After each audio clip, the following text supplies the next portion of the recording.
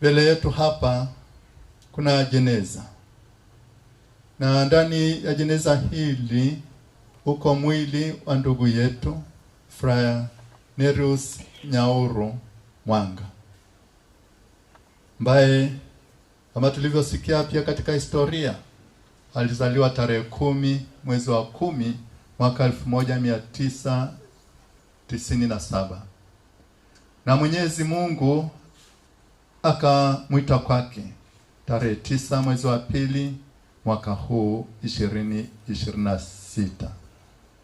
Apumzike kwa amani. Amen. Tunaadhimisha misa hii, tunamtolea Mwenyezi Mungu sadaka hii ya misa takatifu kwa ajili ya kumwombea huyu ndugu yetu Nerius Nyauru Mwanga. Tunamwombea Mwenyezi Mungu ampokee katika furaha ya milele huko mbinguni. Ndiyo nia ya misa hii ya leo na muda huu tuliokutana hapa katika jumuiya hii ya wanashirika wa shirika la ndugu wadogo wa Mtakatifu Francisco wa Conventuali. Nachukua nafasi hii kwa niaba ya familia ya Mungu kuwapeni pole. Baba Askofu Mkuu Isaac Amani pamoja na wanafamilia ya Mungu Jimbo Kuu Katoliki la Arusha wote kwa ujumla, tunatoa pole kwa mhudumu mkuu wa shirika hili la ndugu wadogo wa Mtakatifu Francisco wa Conventuali, kwa wanashirika wote, kwa wazazi wa ndugu yetu Nerius, kwenu ninyi wazazi na ndugu wote na wanafamilia wote, kwa jamaa, wanajumuiya, wanaparokia na watu wote tuliokutana hapa ambao hawakuweza kufika hapa kwa sababu mbalimbali. Tunawapeni pole, poleni sana. Tuko katika masikitiko, tuko katika hali ya uchungu na huzuni nyingi. Neno lake Mwenyezi Mungu ambalo tumelisikia kutoka masomo yote, somo la kwanza, somo la pili na Injili, yanatupa matumaini makubwa.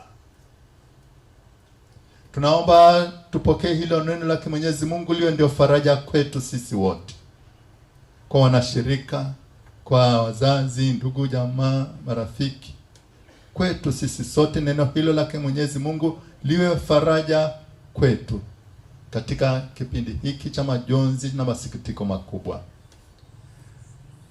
Kristo anatuambia, njooni kwangu ninyi nyote msumbukao na wenye kuelemewa na mizigo, nami nitawapumzisha. Jitieni nira yangu, mjifunze kwangu, kwa kuwa mimi ni mpole na mnyenyekevu wa moyo, nanyi mtapata raha nafsini mwenu, kwa kuwa nira yangu ni laini na mzigo wangu ni mepesi. Ni maneno ya faraja kubwa kutoka kwa Yesu Kristo mwenyewe. Tuyapokee maneno hayo yawe faraja kwetu katika mahangaiko yetu. Tuna mizigo mingi ndani ya mioyo yetu. Tuna uchungu na huzuni nyingi kwa sababu ya kumpoteza huyu ndugu yetu. Kristo yuko pamoja nasi, tena yuko hapa. Anatusikiliza na sisi tumsikilize, anatupa faraja kubwa. Sasa kama Kristo yuko pamoja nasi, kwa nini tusiendelee kusimama imara katika imani? Mungu ndiye kimbilio letu na ndiye faraja yetu wakati wote, wakati wa taabu, wakati wa udhaifu, wakati wa huzuni, wakati wa majonzi na hata wakati wa furaha. Kristo yuko pamoja nasi. Tumsifu Yesu Kristo. Kwa hiyo yuko pamoja nasi. Tunapoadhimisha misa hii ya kumwombea huyo ndugu yetu Nerius Mwanga, ambapo tutampumzisha, Mama Kanisa anaadhimisha fumbo la Pasaka kwa matumaini makubwa. Anaadhimisha fumbo la Pasaka kwa matumaini makubwa. Tunamwombea huyu ndugu Nerius atakaswe, kabla ya kupokelewa huko mbinguni, ili apate msaada wa kiroho na sisi waamini ambao bado tuko hapa safarini hapa duniani, tupate uzima wa milele, uzima ujao. Tupate matumaini tuko hapa safarini hapa duniani na matumaini ya uzima ujao. Ndio maana tumesema tunamwombea yeye, lakini pia tunajiombea na sisi ili tupate matumaini ya uzima ujao. Kuna maisha ya milele, kuna maisha yasiyo na mwisho. Kuna maisha ambayo hayana mateso wala maumivu wala uchungu. Ni maisha ya milele huko mbinguni. Katika maisha hayo ya milele hakuna kufa tena, hakuna taabu wala hakuna mahangaiko.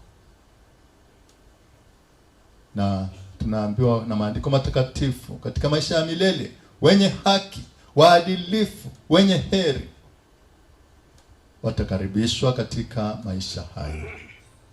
Ndugu zangu, tumsifu Yesu Kristo. Tunapotafakari fumbo la kifo, hatuwezi kuacha kutafakari juu ya zawadi ya uhai. Uhai ambao tunao ni zawadi kutoka kwake Mwenyezi Mungu. Yeye ametuumba kwa sura na mfano wake. Ametuumba kwa sababu anatupenda. Na sasa na sisi tunapaswa tumpende, tumjue, tumtumikie na mwisho tuweze kufika huko mbinguni. Kwa hiyo ametuumba akiwa na malengo, wote tuweze kufika huko mbinguni. Katika safari yetu hapa duniani kuna mahangaiko mbalimbali, kuna pia furaha na neema na baraka nyingi. Leo tuko hapa kwa uchungu na huzuni kubwa, sababu ndugu yetu huyu Friar Nerius Nyaurumwanga hatuko tena naye hapa kimwili. Hayuko tena pamoja na sisi. Yuko hapa nilala katika jeneza hili, lakini hawezi kujigusa tena. Hawezi kusimama na kuanza kuzungumza na sisi kama alivyokuwa na uhai wake.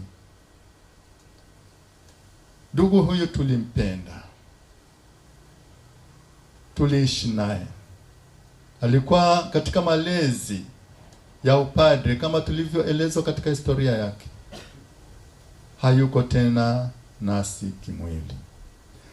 Hatutamwona tena Nerius kwa macho yetu ya kibinadamu ya kawaida kama tulivyozoea na kuanza kuzungumza naye, kuimba pamoja naye, kucheza pamoja naye, kushiriki pamoja naye katika malezi na katika shughuli mbalimbali. Hatutakuwa tena naye akitufundisha.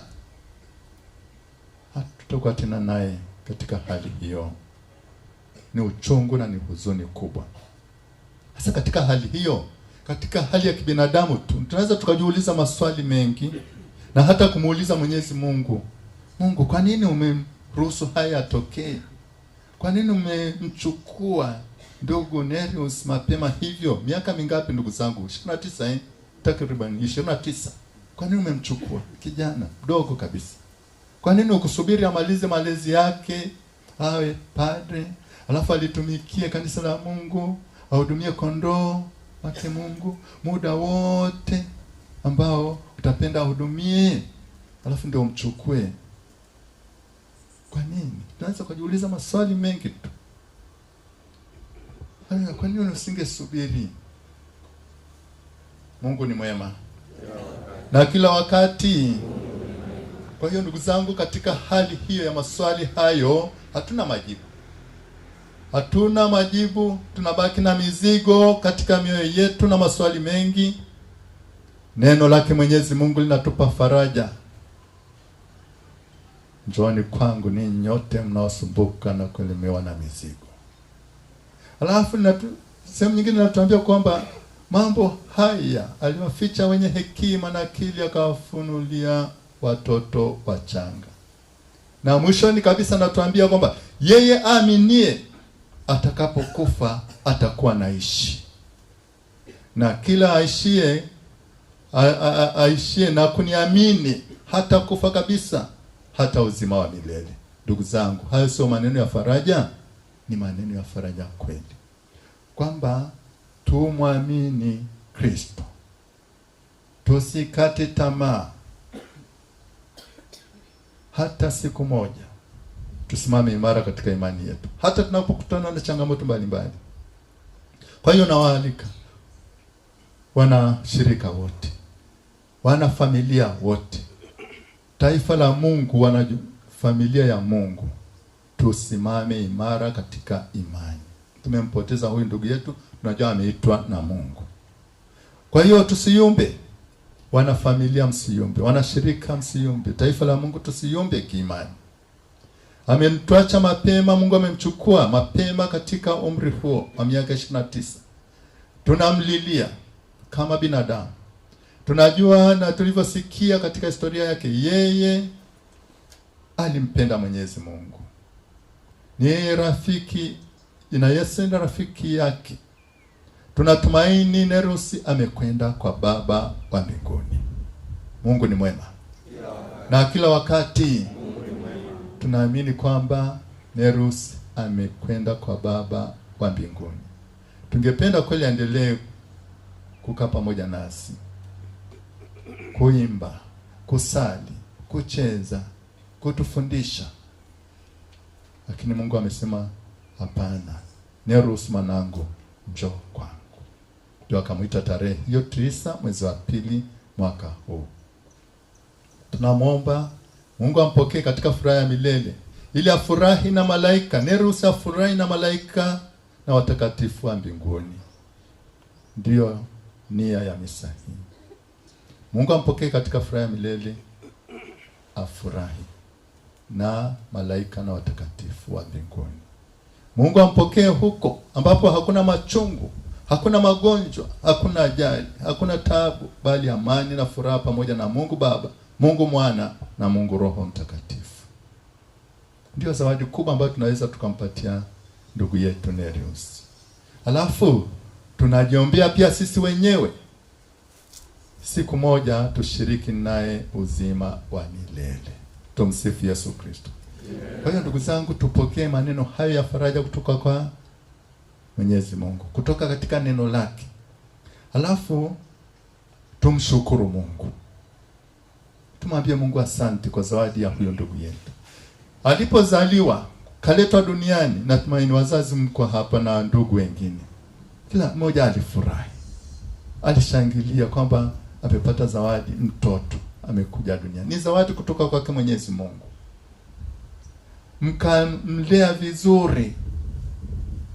Tunawashukuru sana wazazi na walezi kwa malezi yenu mazuri na kumtoa huyu ndugu Nerusi ili aweze kufanya kazi katika shamba la Bwana. Tunawapongeza na kuwashukuru wazazi na walezi wote.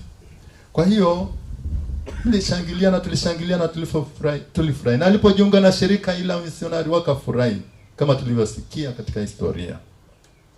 Sasa Mwenyezi Mungu amemchukua. Ndivyo ilivyompendeza Mungu amchukue kipindi. Kama ilivyompendeza Mwenyezi Mungu amlete hapa duniani, ndivyo ilivyompendeza Mwenyezi Mungu mrudishe kwake. Tunamshukuru Mungu, tunamwambia asante kwa zawadi hiyo. Kazi nyingi imefanya walezi, wanafamilia pamoja na wanashirika. Na amepokea sakramenti ya ubatizo, kitubio, ekaristi takatifu, kipaimara, pako mtakatifu. Alikuwa anajiandaa kwa ajili ya kupokea daraja ya upadre, shemasi na upadre. Sasa Mungu akasema sasa inatosha, njoo kwangu. Na tumesikia sifa zake nyingi. Ameishi na amepokea zile nadhiri za kwanza. Ameishi nadhiri hizo za ufukara, usafi wa moyo, utii. Na tumesikia mengi. Alikuwa na upendo wa dhati kwa watu wote, mchapa kazi, hakuwa mvivu, mwenye furaha wakati wote, moyo wa huruma Nerusi alikuwa nao, moyo wa ujasiri hata katika mahangaiko, unyenyekevu, uvumilivu, na hata katika machungu na magonjwa na maumivu alikuwa anapata, bado alikuwa ni faraja kwa wengine. anawaambia msiogope, na akimtegemea mama Bikira Maria. Kwa nini tusimshukuru Mwenyezi Mungu kwa zawadi hii ya Nereus na mafundisho yake na mifano mizuri ambayo ametuachia? Kwa hiyo pamoja na hayo hakukata tamaa. Kwa hiyo hakutia shaka kwamba Kristo ndiye Mwokozi, na sisi tunapaswa kusimama imara hivyo hivyo. Alimngoja Bwana kwa utulivu, kama tulivyosikia katika somo la kwanza kutoka katika kitabu cha Maombolezo. Alimngoja Bwana kwa utulivu kabisa. Katika mahangaiko yote, katika shida zote, bado alisimama imara na akamngoja Bwana kwa utulivu. Na sisi tunaosafiri hapa duniani, tusikate tamaa. Tumngoje Bwana kwa utulivu na kwa uvumilivu mkubwa. Amemaliza safari yake hapa, na leo tunampa maziko ya heshima anayostahili. Ni maziko haya ya heshima anayostahili, na tunamuomba Mwenyezi Mungu ampokee huko mbinguni. Raha ya milele umpe Bwana, apumzike kwa amani. Roho zao wenye haki, kama tunavyoelezwa katika maandiko matakatifu, wamo mikononi mwake Mwenyezi Mungu, wala maumivu hayatawagusa tena. Kwa hiyo ndugu yetu Nereus, maumivu hayamgusi tena. Tunamwomba Mwenyezi Mungu amkaribishe katika hiyo furaha ya milele huko mbinguni. Na Kristo mwenyewe ndiye ufufuo na uzima. Anatuambia kwamba mimi ndimi ufufuo na uzima. Yeye Kristo ndiye ufufuo na uzima. Maneno hayo ya Yesu alipofika nyumbani kwa Marta na Mariamu, aliwaambia hayo maneno, na anatuambia sisi kwamba Kristo ndiye ufufuo na uzima. Alikuja hapa duniani, akateswa, akafa, akazikwa, akafufuka na akapaa mbinguni. Yeye ndiye njia, ukweli na uzima. Naomba tupokee hayo maneno ya Yesu, yatupe tena faraja. Anatuambia njoni kwangu ninyi nyote mnaosumbuka na kulemewa na mizigo, nitabeba mizigo yetu. Alafu anatuambia mimi ndimi ufufuo na uzima. Yeye aniaminie mimi, ajapokufa atakuwa naishi, naye aishie na kuniamini hata kufa kabisa, hata milele. Sasa nachuuliza hilo swali. Je, anakuuliza wewe na anauliza mimi. Je, unasadiki hayo? Ndugu zangu, unasadiki maneno hayo ya Yesu Kristo? Nasadiki. Ndio, anatuambia mimi ndimi ufufuo na uzima. Yeye aniaminie, yani yeye amwaminie Kristo, ajapokufa atakuwa naishi, naye ataishi, aishie na kuniamini hata kufa kabisa, hata milele. Tusadiki hayo maneno ya Kristo, yaendelee kutupa faraja. Nereus amelala katika Kristo. Tuna imani kabisa kwamba Mungu atampokea huko mbinguni. Na Kristo ambaye ndiye njia, ndiye ukweli na ndiye uzima, na Nereus alimfuata Kristo, basi hatapotea kabisa. Msifadhaike mioyoni mwenu. Tunafadhaika hapa. Kristo anatuambia tusifadhaike mioyoni mwetu.